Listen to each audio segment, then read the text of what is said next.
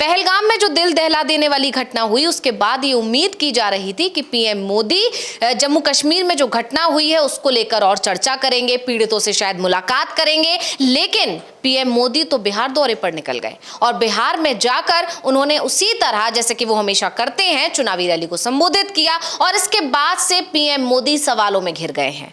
हालांकि पहले ही जब ये तय हुआ कि पीएम मोदी बिहार के मधुबनी पहुंचने वाले हैं, उससे पहले ही आरजेडी की तरफ से हमला बोल दिया गया और इसके बाद जब पीएम मोदी मधुबनी पहुंचे तो उसके बाद जाकर पवन खेड़ा की तरफ से भी एक बयान आया जिसमें उन्होंने भी ये बता दिया कि पीएम मोदी का फोकस सिर्फ चुनावों पर रहता है। और उससे भी बड़ी बात यह रही कि जो सर्वदलीय बैठक बुलाई गई, जो इस मुद्दे को लेकर जिसमें चर्चा होनी थी कि आखिर कैसे आगे जवाबी कार्रवाई करनी है, कैसे इस मुद्दे को देखना है, कैसे इस मुद्दे पे एक्शन लेना है, इस सब को लेकर जो सर्वदलीय बैठक बुलाई गई थी, लेकिन उस बैठक में भी पीएम मोदी शामिल नहीं हुए। और इसके बाद से सबसे बड़ा सवाल जो उठ रहा है वो ये कि क्या पीएम मोदी के लिए बिहार चुनाव ज्यादा जरूरी है?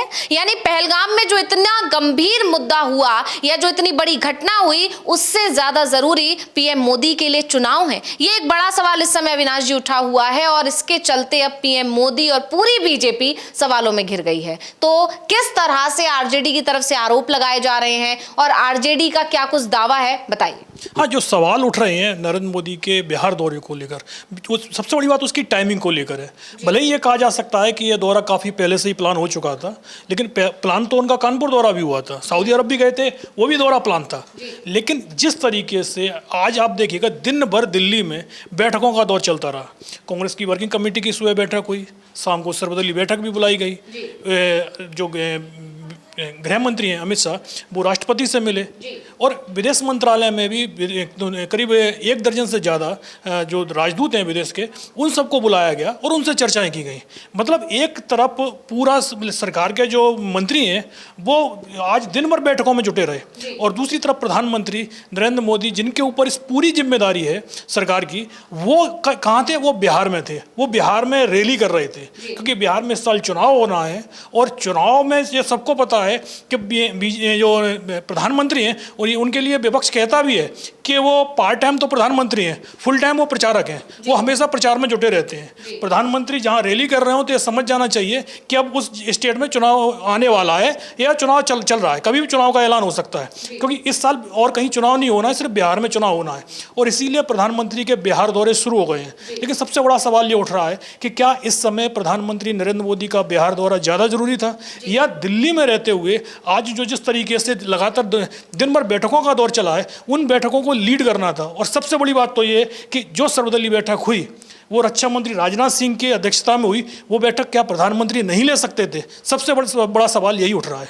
जी बिल्कुल, सर्वदलीय बैठक से जिस तरह प्रधानमंत्री नदारद दिखे, उसके बाद से पीएम मोदी और ज्यादा सवालों में घिर गए हैं। और जो विपक्ष के आरोप रहते हैं हमेशा कि पीएम मोदी और पूरी बीजेपी सिर्फ और सिर्फ चुनावों में जुटी रहती है, सिर्फ चुनावों पर फोकस करती है, हमेशा चुनावी मोड में रहती है, उन तमाम आरोपों को एक बार फिर बल मिल गया है। और इसको लेकर आरजेडी ने एक दिन पहले शाम को ही ट्वीट करके जबरदस्त निशाना साधा था। यहां तक कि ये भी दावे किए गए हैं उस ट्वीट में, राष्ट्रीय जनता दल की तरफ से जो किया गया है ट्वीट, उसमें ये दावे किए गए हैं कि भीड़ को बुलाने के लिए अधिकारियों पर दबाव तक बनाया जा रहा है। यानी ये भी एक बड़ा सवाल है कि पीएम मोदी की रैली हो रही है, ये अपने आप में एक बड़ी बात है, और उसके बाद उस रैली में भीड़ जुटाने का काम अधिकारियों को दिया जा रहा है। ये उससे भी ज्यादा गंभीर मसला यहां पर दिखाई दे रहा है कि किस तरह से बीजेपी का पूरा फोकस सिर्फ चुनावों पर है। तो इसको लेकर जो राष्ट्रीय जनता दल की तरफ से ट्वीट किया गया वो आपको मैं पढ़कर बता देती हूं। उसमें लिखा था,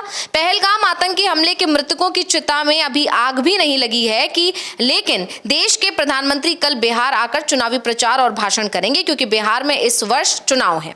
नीतीश बीजेपी सरकार बीडीओ, डीटीओ, डीएम, एसपी इत्यादि पर भीड़ लाने का अत्यधिक दबाव बना रही है। सरकार के आदेश पर अधिकारी भीड़ जुटाने के लाने के लिए पंच, सरपंच, वार्ड समिति और मुखिया को डरा धमका रहे हैं। उन्हें मधुबनी जाने के लिए बाध्य किया जा रहा है। ये अघोषित आपातकाल है।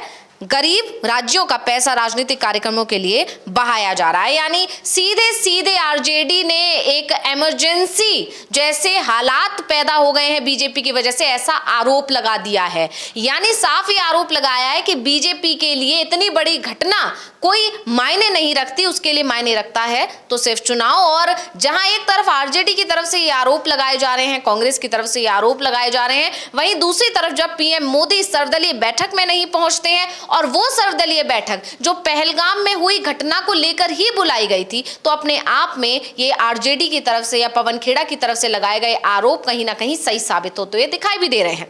कांग्रेस के जो नेता हैं पवन खेड़ा, उन्होंने भी कुछ ऐसा ही लिखा है, हालांकि उनका ट्वीट इंग्लिश में है लेकिन उसका हिंदी रूपांतरण आपको बता देते हैं। तो उन्होंने लिखा कि प्रधानमंत्री की प्राथमिकता चुनाव है, जेडीयू की प्राथमिकता प्रधानमंत्री है और आतंकी हमले पर सर्वदलीय बैठक का इंतजार किया जा सकता है। यानी उन्होंने साफ साफ कहा है कि चुनाव जो कि इस साल के आखिर में होने हैं, जिसमें अभी समय है, वो चुनाव इतने ज्यादा जरूरी हैं कि इतने गंभीर मुद्दे पर, जिस पर पूरे देश ही नहीं दुनिया में चर्चा छिड़ी हुई है, बहस छिड़ी हुई है, इतने गंभीर मुद्दे को नजरअंदाज करते हुए पीएम मोदी बिहार में जाकर, मधुबनी में जाकर योजनाएं दे रहे थे, वहां पर आम जनता को लुभाने की कोशिश कर रहे थे, यानी कि चुनाव प्रचार कर रहे थे, जबकि सर्वदलीय बैठक को उन्होंने दरकिनार कर दिया। यानी ये इतना बड़ा मुद्दा नहीं है पीएम मोदी की नजर में जो सर्वदलीय बैठक में उनका शामिल होना जरूरी था, जबकि बिहार में जाकर चुनाव प्रचार करना उनके लिए ज्यादा जरूरी था। हाँ, इसमें जो चुनाव प्रचार को लेकर तो लगातार सवाल उठ ही रहे हैं कि जो सर्वदलीय बैठक थी, प्रधानमंत्री की जगह रक्षा मंत्री क्यों ले रहे हैं। ब्रीफिंग प्रधानमंत्री को करनी चाहिए, लेकिन वो ब्रीफिंग रक्षा मंत्री कर रहे हैं।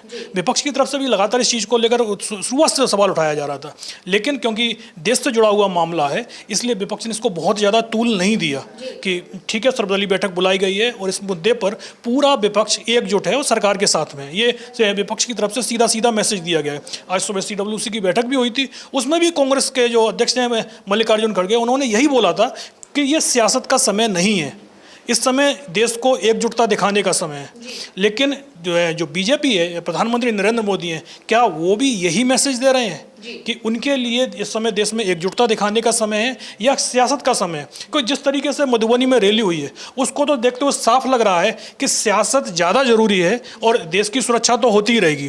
तो और सबसे बड़ी बात यह है कि जो सर्वदलीय बैठक बुलाई गई है, उसमें ना तो प्रधानमंत्री उपस्थित हुए हैं और ना ही बिहार का कोई दूसरा नेता आया है। यहाँ तक कि जो JDU है, उसको भी सर्वदलीय बैठक में बुलाया गया था, लेकिन वो उनकी पार्टी के नेता भी नहीं पहुंचे हैं, क्योंकि उनके लिए भी प्रधानमंत्री नरेंद्र मोदी का जो दौरा है वो चुनाव को देखते हुए ज़्यादा जरूरी था। सर्वदलीय बैठक में तो जो भी कुछ होगा उनके लिए वो बहुत बड़ा महत्वपूर्ण मुद्दा नहीं था।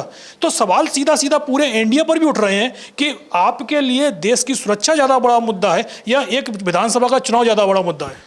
लेकिन जिस तरह से पीएम मोदी ने बाकी दौरे अपने रद्द किए, जैसे कि सऊदी अरब से वो वापस लौटे, कानपुर का जो उनका दौरा था उसे रद्द किया, इसको लेकर कहीं ना कहीं उनकी जो बीजेपी के लोग हैं उनकी सराहना कर रहे थे, तारीफें कर रहे थे। लेकिन अगले ही दिन जिस तरह से पीएम मोदी बिहार दौरे पर पहुंच गए, उसके बाद से अब पीएम मोदी के इस कदम की आलोचना हो रही है, कड़ी जो है इस पर टिप्पणियां आ रही हैं लोगों की, और जिस तरह से विपक्ष अब हमलावर है और ये साफ साफ कहा जा रहा है कि पीएम मोदी के लिए देश की सुरक्षा कोई बड़ा मुद्दा नहीं है। 28 लोगों की जान चली गई, ये कोई बड़ा मुद्दा नहीं है। यही नहीं, इससे पहले भी कई बार पीएम मोदी सवालों में घिर चुके हैं, जब वो मणिपुर से लगातार दूरी बनाए रखे हुए हैं। हर बार उनसे ये सवाल किया जाता है कि आखिर पीएम मोदी मणिपुर कब जाएंगे, और अब एक और सवाल पीएम मोदी से किया जाएगा कि जम्मू कश्मीर में जो इतने लोगों की जान गई, उसके पीड़ितों से वो कब मुलाकात करेंगे और कब संवाद करेंगे। और यहाँ पर पीएम मोदी को लेकर जहां सवाल उठ रहे हैं, वहीं दूसरी तरफ बीजेपी की तरफ से लगातार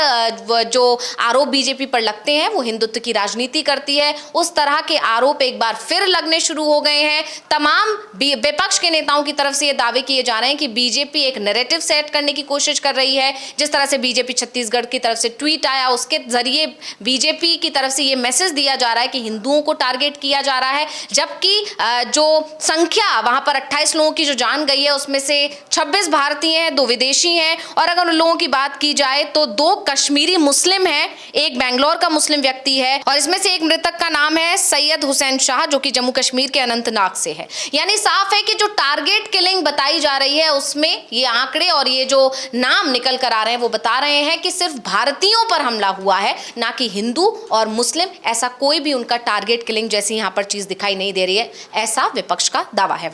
हाँ बिल्कुल, जिस तरीके से, क्योंकि उसमें कुछ विदेशी लोग भी, जिन जो पर्यटक थे वो भी मारे गए हैं और कुछ स्थानीय लोग भी मारे गए हैं, तो जाहिर सी सी बात है, उनका काम सीधा सीधा आतंक फैलाना था। जिस तरीके का हमला हुआ है और उसको लेकर इस समय जो एक तरीके से धार्मिक ध्रुवीकरण की सियासत नहीं, इस समय देश की हिफाजत की सियासत होनी चाहिए। और विपक्ष की तरफ से तो साफ साफ सरकार को इस पूरे मुद्दे पर अपना समर्थन, खुलकर समर्थन दे दिया गया है कि सरकार जो भी कदम उठाना चाहे इस मामले को लेकर, विपक्ष सरकार के साथ में खड़ा हुआ है। और सिर्फ विपक्ष की तरफ से एक सर्वदलीय बैठक बुलाने की डिमांड की जा रही थी और उस डिमांड को सरकार ने माना भी है।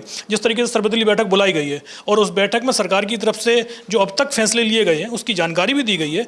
लेकिन सबसे बड़ा सवाल यही उठ रहा है कि इस समय देश में सियासत की इस मुद्दे पर जरूरत नहीं है। जिस तरीके से सियासत हो रही है, आप सोशल मीडिया पर भी देख लीजिए, जिस तरीके के कमेंट्स बीजेपी और उससे जुड़े हुए लोगों के आ रहे हैं, उसको देखकर साफ लग रहा है कि बीजेपी इस मुद्दे को लेकर अपनी एक सियासत यानी चुनाव की तैयारी कर रही है। इस मुद्दे को लेकर वो चुनाव जीतने की कोशिश कर रही है और इस पर ही सबसे ज्यादा सवाल उठ रहे हैं।